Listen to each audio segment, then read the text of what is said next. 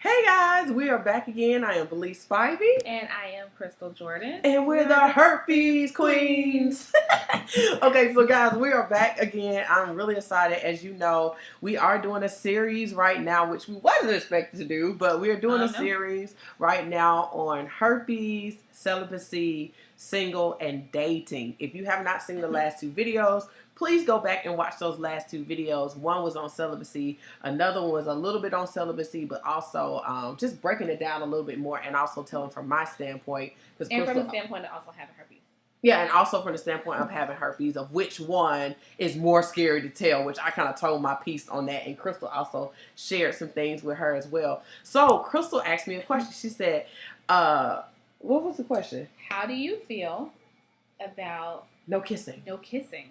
Okay. That's the one thing we don't talk about. So no. Well, we broke down the definition of celibacy. I didn't realize it was without kissing. Yeah. That goes with it. I mean, it's all about boundaries. It's about boundaries. It's about boundaries. Talk about the boundary piece in celibacy. Like. Okay, so for me, boundaries aren't just physical. And when I say boundaries, I mean boundaries for myself and boundaries for dating as well. So let me give examples. My personal boundaries for myself as someone who has decided to be celibate. I am very careful about what I watch and what I listen to. I guard my ear gates and my eye gates. And what I surround myself with, because it's like an open door for me. I know myself, and I know who I used to be. Mm-hmm. So there are certain things, and as I matured in my celibacy and my walk with God, I'm better. But in the beginning, like, I could not listen to R&B music. I couldn't watch a lot of movies. It was on TV shows I had to shut down. Like, Scandal was a no-go. I love Scandal.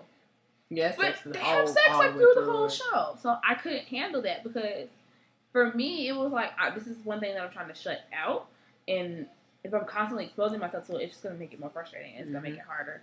And I think we kind of have to realize that, and everybody's like, "Oh, that's so extreme." That's not. But when you think about it, like, okay, perfect example.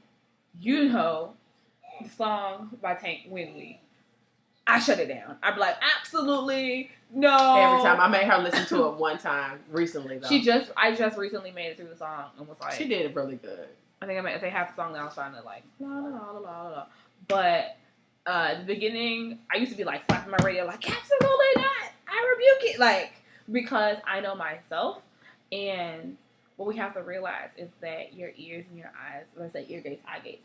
It's a gateway. It's still a gateway to your mind. And your thoughts are where everything starts. Yep. You know, your thoughts become... You have sex in your head before you have right, absolutely. Sex. Anything that you do starts with a thought. Before you be hungry, you be like, oh, it didn't start with your stomach, it started with your mind. You was like, ooh, what I'm going to eat. Your mind told your stomach that you were hungry, and your stomach started growling. And then you proceeded to go get some food. So it's like, listening to that, like, if I'm listening to a song talking about "When We," so now I'm thinking about everything that he's saying in the song, and I'm like, now I'm going back down whole memory lane. Like, oh, I remember when I used to do this, and I used to remember when I used to do that, and ooh, that one over there. You know, now I'm replaying things in my mind. Now my body's gonna react to what I'm replaying in my mind, and so now she's like, "Girl, you better go get it." You got me all hot and ready. And then I turn around and go, "No, we can't do that." Your body is like, you're what? setting yourself up for failure. That's like watching porn and be like, nope, you can't do nothing though. That's like being naked in front of a guy and say he can't touch. Like, I want you to stand here and I want you to get naked. I want him to be oily, but don't touch him. Don't think about having sex with him. Oh my God, that's you be not like, possible. excuse me? That's not possible. You want me to do what? It doesn't make any sense. So, and that's what we do to ourselves. We do it to watching ourselves and say, "Oh, I'm not going to think about it when I want to think about it," but you're going to think about it because it's in your face. And then you find yourself sexually frustrated and you're like spazzing out. That's why you do. Or backsliding. So that was my biggest thing for my boundaries, and even when I found that I had to have boundaries and had to have coping skills. I know her coping skills. So my coping skills are awesome. So my boundaries for dating, and at first kissing was not one of them. But my boundaries for dating were like, don't get too close to me. Like, as close as she was sitting to me right now, in the beginning, that was a no-go. I will explain y'all. I will tell y'all about my experience recently. And like this, I'd be like, Like, if your body heat you too close, you gotta. I mean, and they be hot too. You can just feel like, you know, men. You can hear their heart. It's like, for some reason, they be like naturally hot. I don't know why. I was like, I can feel your soul over here. Like, right. So, like, I had to have the boundary of like, don't get too like, have people way too close to my personal space was not a good thing. Going places with people at certain times, no go. Was a no go. Like, if it was dark outside, I was like, we can go on a lunch date. And I'm out of that place now. I can go to dinner and be fine. But in the beginning, lunch, brunch is great. It's super early in the morning. Super early in the morning. Everybody outside. You gotta wear clothes. You can't have it's too early to be sexy. Like, all that. Like, you know, you're not gonna go to brunch with your sexy dinner dress on. You know, you're not wearing a little black dress to brunch. I mean, you could, but it look a little strange. We couldn't go. I couldn't go certain places with people. And I mean, it's not for everybody. Everybody doesn't have to be as extreme. But you need to know your boundaries. Know your boundaries. So, like, for me, I'm not going to the movies with you. First of all, movies is the worst date. First of all, it's terrible. It's not a date. It's not a date. It's a you go sit there and it's set up for yourself. It's dark in there. And y'all don't even talk. Y'all can't talk. Can I see what you're doing? Let's be real. How many of y'all have done stuff in the movie theater? All of us. All of us. So that was a no-go. Movies is not a date, guys. Only if y'all are into movies. My biggest boundary is certain conversations were off limits. If you just met me, certain conversations would be off limits anyway. And I think it took me a while to get to that point because I didn't used to see that as a flag. A flag. I didn't used to see the value of myself. I used to be like, whatever. Mm-hmm. But certain conversations were off limits. Like, we don't need to be. I don't need to be like laid up in my bed, cuddled up, talking to you at 2:00 in the morning, because that conversation is gonna immediately go left at some point. It will. It will. And if you don't know how to shut it out, it can go really, really bad, really, really fast. Really bad, really fast. But even if it's not 2:00 in the morning, like, it could be in the middle of the day. Certain conversations just couldn't be had for me. Like, you don't need to know what I like right now. And wow. I'm not. And I will say, that's a whole other video. At a certain point in the dating process, that is a conversation that needs to be had. But y'all are seriously, like, exclusively dating. At this point, you're committed and you're dating. I don't want y'all to think. I'm not saying, because I do hear this a lot, and I do feel like that's where a lot of celibate couples go wrong. They don't talk about sex at all. I don't believe you should do that. That's a setup for failure. That's the purpose of not doing it. Now y'all can talk about it. Right. It's just, even with that conversation, there should be boundaries within it. Mm-hmm. That conversation can be had without getting wrapped up in it to the point where you two are aroused. Mm-hmm. You're going to get aroused anyway. We're humans. But I'm saying... Not to the point where it's like... You have to know when to shut it down. Yeah, you got to know it. Somebody has to be like, But that's why you have to know your boundaries so you can explain your boundaries to another person. And this is what most people who are celibate fail to do, is set them boundaries. And for me, my boundaries was, and I had to learn my boundaries. You touch me a certain in the midst of this. I got it good. I have Crystal. So Crystal taught me a lot of stuff. I started making the decision and making changes before I made a full commitment. So even with the last guy, even though, we did do something, I started to set boundaries a little bit after that. Like, oh, no, I wouldn't do that again. Oh, yeah, I'll do that. Like, the way I talked to him for a long period of time without any kissing, I will always do that. She taught me a new boundary. Like, always. But I thought, we went a couple of months. I'm like, oh, this is good. I know stuff about you. Like, I see if you're worth my time. It makes you realize, like, do they want to kiss you? Right. And then my whole thing, when it was done, it was more of a, should I? He had to ask himself, should I? Are we at a point where it's appropriate to? I think it puts you in a space to respect them so much. Yeah. Like, for me, perfect example. Like, I was around a guy who I liked him. I actually talked to him for a while, and I liked him so much, even though the thought crossed my mind. I felt bad about the thought. Oh, yeah. Because it's like, I respect your purity so much. You should have so much respect for that person. You should have so much respect for that person and for that person's commitment to celibacy. To where you even if they're not at that moment. Even if they're not. Yeah. To be like, I don't want to violate you. Mm-hmm. I know violate is a very strong word. But it's true. Like, there were thoughts that crossed my mind. And I was just like, oh my God. God. Shut it down. No. Why would I think that? And the old me would have been like, yeah. You better mess them up. And you will find yourself battling with yourself. That's normal. You're human. Like, true life story. I battled with myself. Like, I was sitting in a car with a guy, and like my old self was like, grab it. And I was I like, remember that and then the conversation new was so me fun. was like, Excuse you? what did you just say? She's like, girl, just grab It was it. like, girl, you do not have morals. It's just right there. Like, just grab it. He gonna react. You already know how this goes. We used to do this all the time. He gonna be with it. He ain't gonna trip.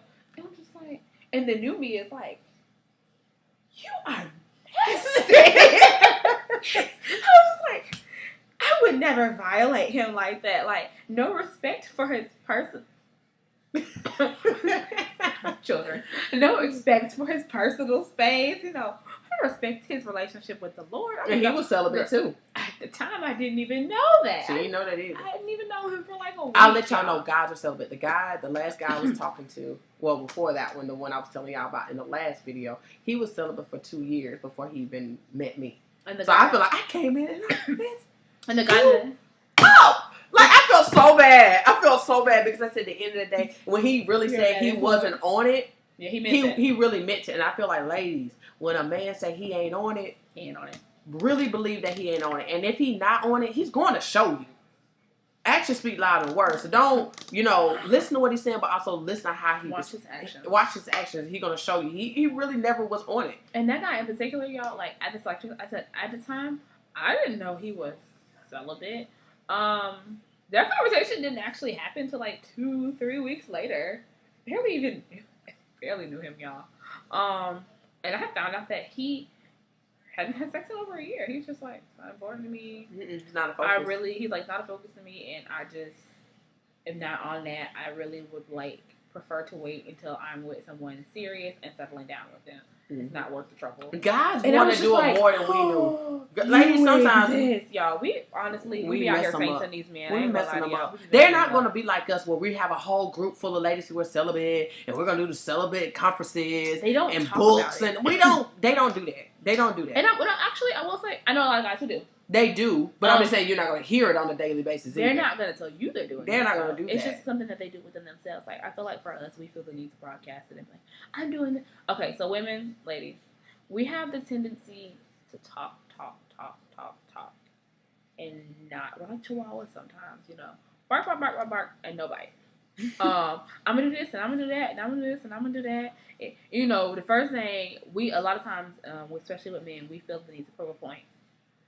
So we come into the relationship barking about what you ain't gonna do and what I ain't gonna tolerate, and I just want to, especially I just want to let you know we ain't having sex. Like, I don't even know your name. I did that before. and I had now one about the sex part. Look at me like, okay, I told you I had one guy, he would ask me, okay, that's another boundary for me, cuddling. Cuddling's a boundary. I can't cuddle. And I'll explain to y'all why later. It's too far for me. You don't have to even explain that. It's very clear. It gets too cuddling concerning the sex too easy for me. So I just felt like eliminated. Yeah. Until I get to a point where it's okay if it turns into sex. Because at the point is my husband is like, if this goes to sex, it's so be it. It's gonna go. It's gonna go. Yeah. And it's but whatever. my biggest thing was and setting myself up. Yeah. So I remember it was winter and he was like, you want to cuddle? And I was just like, we can't have sex. Like, I just blurted it out. He was like, I don't want to do that. He's like, where did that come from? I didn't say anything about sex. So I was like, I'm just saying. And he's like, it was so uncomfortable after that. It was a really awkward moment because it made me realize like I was the fiend.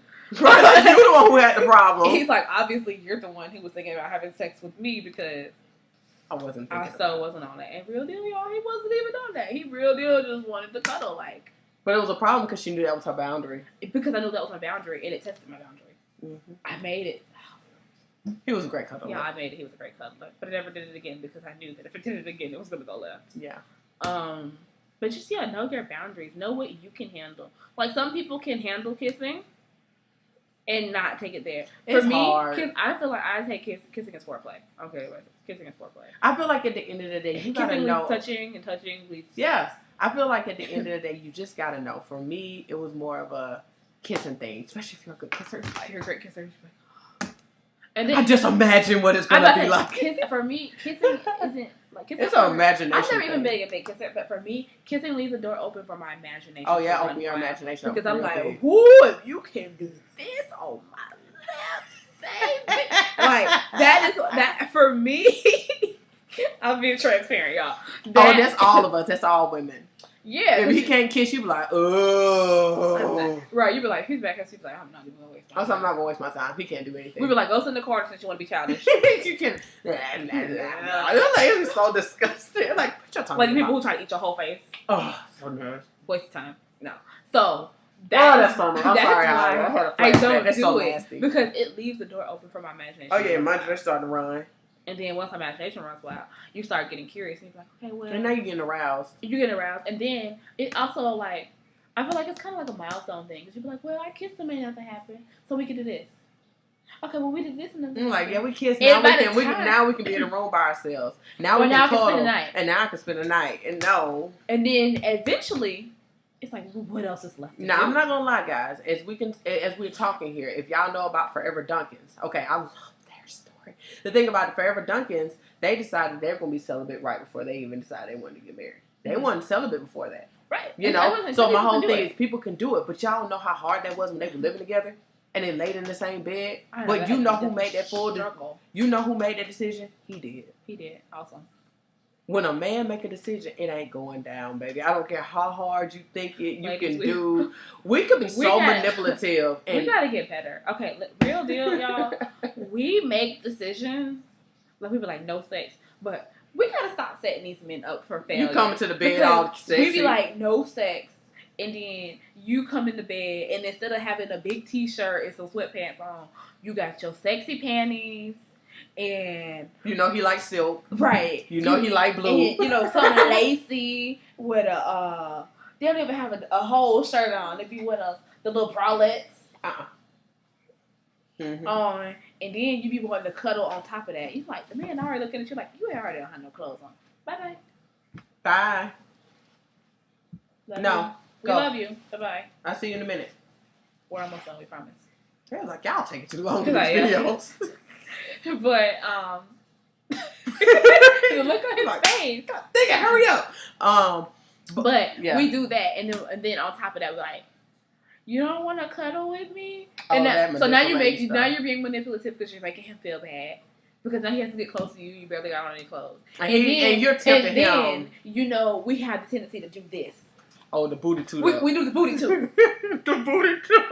And you know that once you do a booty too, it's over. He was like, you know what? She don't did it to me. She don't set me. Or he's gonna get up. If he's a real man, he's gonna get up out the bed, or he's gonna address you, and now you're gonna have an attitude because he told you. He was like, "What you doing all that for? You already said you didn't want to do nothing. Now you being you know the commitment we made, and look what you're doing, and you don't want to be corrected. It hurts your feelings. Then now you want to cry because he don't correct you for something now you know you're doing.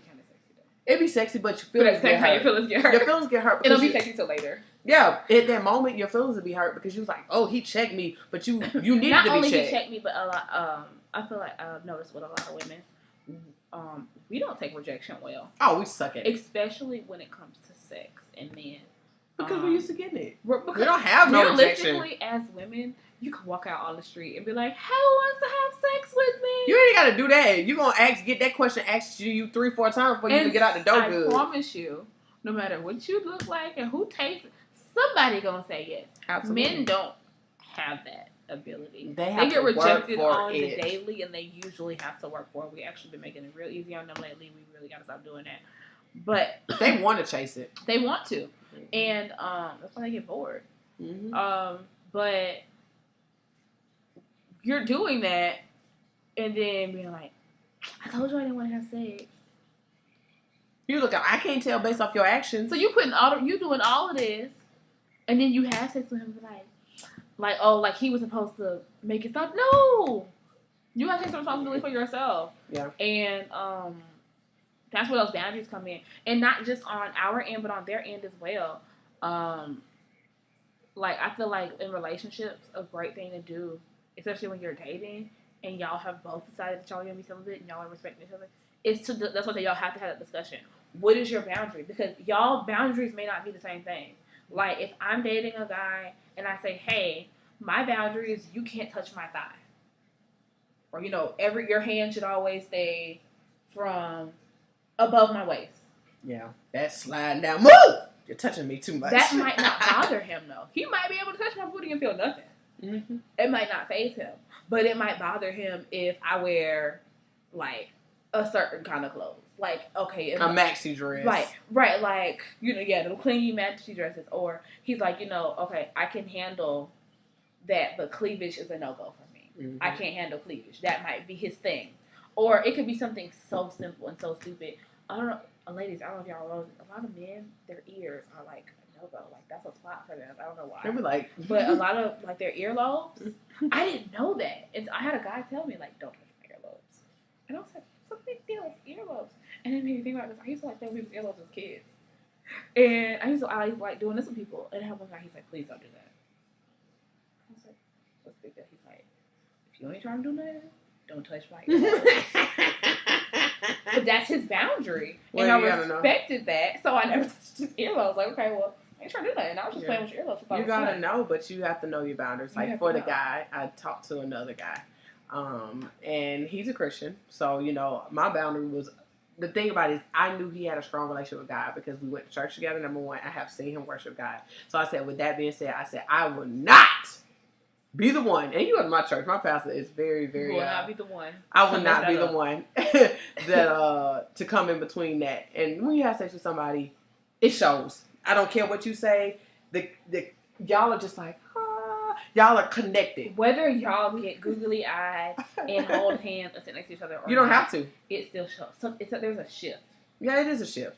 Because I had somebody ask me if we were dating, and I was like, no, but they can tell just based off how he was responding to me, how I responded to him. They can tell that we were talking and we were getting to know each other, but just because it's just different. Mm-hmm. So the thing about it is, I was just like, I'm not doing anything. And I told him off the bat, I said, I have so much respect for you. I will never be the person to taint you.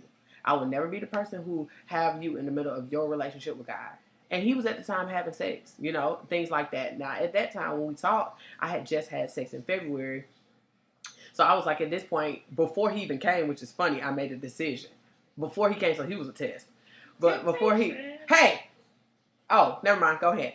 I thought he grabbed something else. I thought he grabbed the turtle food. So with that being said, I had just made a decision. So I was like, here comes the test. And he was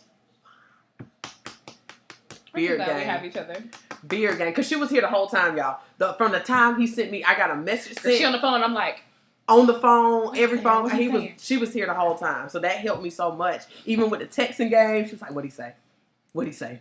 What'd he say? Shut that down. Yeah, so my whole thing, even when I went to go spend time with him, she was at the house because she watched the kids for me. Then I was texting her like, it's getting late. She said, it's getting late. How are you? What's going on? Things like that.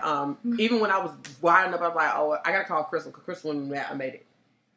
So with that being said, it was just that accountability. But I realized the fact that he didn't see, he knew he shouldn't have been doing because we had the conversation. He's like, I know I shouldn't be having sex. I had 6 women in church. He was just telling me everything. And I was like, well, I ain't going to be her. I'm sorry. I have so much respect for your relationship with Christ. I'm just not going to be that. I said, if you met me a week ago, you would have got it. It ain't happening now. Like, at the end of the day, I'm not doing it. But since you're not making a commitment I made, you're going to try me. And you want to see, because most Christian women, I'm being honest, we just do it. And at the end of the day, it's not because we want to do it, not because, most people, because we don't want to do it. It's just the fact that we don't have proper ways to stop from doing it. We weren't taught why. We're not being taught. We weren't taught why, and we weren't taught how. Mm-hmm. And especially growing up in the church, I was told, we don't talk about sex, eh? It's a taboo subject. When it's talked about, it's don't have sex until you get married. But okay, but why? Because God said so. But why? Where it is in the Bible? It's like where is in the Bible? It's like being a kid, and in the Bible it does like that. But if nobody really breaks it down to you, you're like, you need more than not do it. Don't do it. And first of all, naturally for anybody. So it's like telling a teenager not to do something. We're going to do this because you said don't do it. I think people need to understand we have, and God is not, he's never, and I'm going to say, he's not going to take your sexual desire away. Remember you coming to tell you pray for that? Okay, yeah. He is not going to. Talk about that. Okay, but hold on. So he's not going to take that desire away because you're human. He can't take away what he made. You're done. It is for a purpose. You're done. You're done with your pork. It is well. With his whole. It is done. It's all good, okay? He said it was good. I don't think he said it wasn't good for you to be alone. Okay, so with that being said, later. It's a whole other video. Yeah, it's a whole other video. But at the end of the day, guys, you just have to understand your desire is normal, but you can control it. And that's what we don't understand that we can control. And it's hard to control when you're getting pumped with it. Pump. You're getting pumped with it, and then at the same time, you're being told that your desire is bad. Yep, and it's not bad. So I feel like we grow up, especially those of us who grow up in a church, we grow up being told that this desire is bad. Like, realistically, when I think about it, growing up, and I'm so thankful for the church that we're in now. Yeah, I love my church. You come to Atlanta, let me know. Reach out to me. Please come to us. Because we don't do religion, and it's awesome. And he talks about it. He talks about how everything. He used to be in the streets. Well, yeah, our pastor's very transparent, and in this church, for most people, they're not only told that they shouldn't do it, but they're also told they're like almost condemned for even thinking about it. Oh, yeah, and that's hard. Desires. And it's hard because it's like, and then even in the world, like your nudity and your body is such a taboo subject that's just like it's bad. It's not bad. Because we came in the world naked. These tainted images and, things like pornography or whatever, we have all these tainted images in the world, and then we're taught that this is bad. Like, it's bad to, even down to like doggone breastfeed, and like, look at how they. Oh my God, she don't need to have her boob out. Oh my God, she doesn't have her boob out, but but her boob is a life source. Like, it shouldn't even be sexualized. It's not a problem. But because of the whole nipple, it's a lack of self-control. It's a lack of people's self-control. It's a lack of self-control. And honestly, self-control is much needed. And I think that's what really get down to celibacy. It ain't nothing but self-control. Self-control. And celibacy will expose every... Oh, gosh. If I can say anything about celibacy, it will expose every area in your life that is out of order. Absolutely. It's not even... Like, I realize with me, celibacy is so not even about not having sex. You start worrying about that a little bit. A little bit. And then you have moments where you be like on 1,000. Yeah. You come back 3 hours. But when I realized that, like, when I stopped having sex, I got clarity. Ooh, not just in relationships, but it's just in life in general. I was able to focus. People don't realize how powerful their sexual energy is. What? I killed again. Y'all want to know how YouTube started? I wasn't having sex with my husband. Bow. Look what happened. Okay, my whole world changed. Okay, whole book was written because we weren't having sex. The whole book was written. Support groups were birthed. Trips happened. Right. We had the whole conference. When the conference happened, we was not having sex with each other, y'all. If we was, it was every blue moon, like once, probably once out the month. I'm being honest with y'all. That sexual energy, just like any other energy source, it is so powerful. And when you all focusing in one area, you can birth so much. And that goes back to what Paul said. It's better to be single. Because at the end of the day, he knows you can use all that energy and pump it into what God wants you to do. But when you get married, you pumping it into one source. That's your partner. But as I say, coming into that source is a safe place. Yeah, it's a safe place. Absolutely. It allows that to birth out other things. Yeah, that birthing out your husband, perfect, your purpose. It births out the purpose in your marriage. Mm-hmm. But for me, like, I realized it pointed out everything that was out of order. Because when I stopped, my focus was so on sex that I was like, everything falling by the wayside. School was a mess. Work was a mess. Emotions were a mess. My personal life, my friendships were out of order because I was putting sex before everything. So like that was my crack. That was my drug of choice. So sex was before everything. So when I stopped having sex and I stepped back and kind of looked at the big picture, I was like, I am messed up. She messed up, y'all. I was toe up from the floor up. I love her. And when I realized it, the reason was when I traced everything back, it was all sex related. And when you took it all out, you realized. And then when you take it out and you realize that that was my God. Sex was my God. Because I took back and I was like, okay. Where'd you put your treasures at? Oh, my treasures was right there. Yeah, mine too. And even when it came down to my relationship with God and being celibate and really rebuilding that relationship with Him, it was hard. Because there was no sex. It's like, what do we have? And I'm looking, it's kind of like how you have a relationship that's nothing but sex and you take it out. And then you're looking at that person like, I don't even know you, and I don't want to talk to you. Y'all don't talk to each other. Y'all don't call each other if it's not related to you. Come to the house. I don't even know what you like to eat. What's your mama damn name? Like, I don't know none of that, and nor do I care. You know, who do you want? Why would you want to be with somebody who don't care about you at all? You can't call them for nothing else other than saying, "Will you come into the house?" Like, not even will you, like, when are you? You're on your way. Or you send a text message, you up? Or dot. all that stuff. Where you at? Hey, stranger. No, that's where you at. Where you at? Yeah. No, them hey stranger messages be getting people though. Hey, stranger. It's like, oh yeah, you remember? You already know that's what we call. So with that being said, guys, I hope these are helping you. I really do. This is our 3rd video so far. I know y'all like they don't jump off the bandwagon. I know it's all celibacy, but it goes comes hand in together, hand. Honestly, the only reason why we include is herpes is because that's how we relate. That's how we relate. Yeah, and because it's a whole nother into it. Mm-hmm. So my ending question for this she always give us a good question is how has having herpes made celibacy harder for you? Ooh, that is a good one. Get ready, get ready, get ready, get ready. The blanket girls are coming back in a minute. So with that being said, guys, we love you. If you haven't watched the last 2 videos, make sure you go back to those 2 videos and check those videos out. We love y'all, and we'll talk to you soon.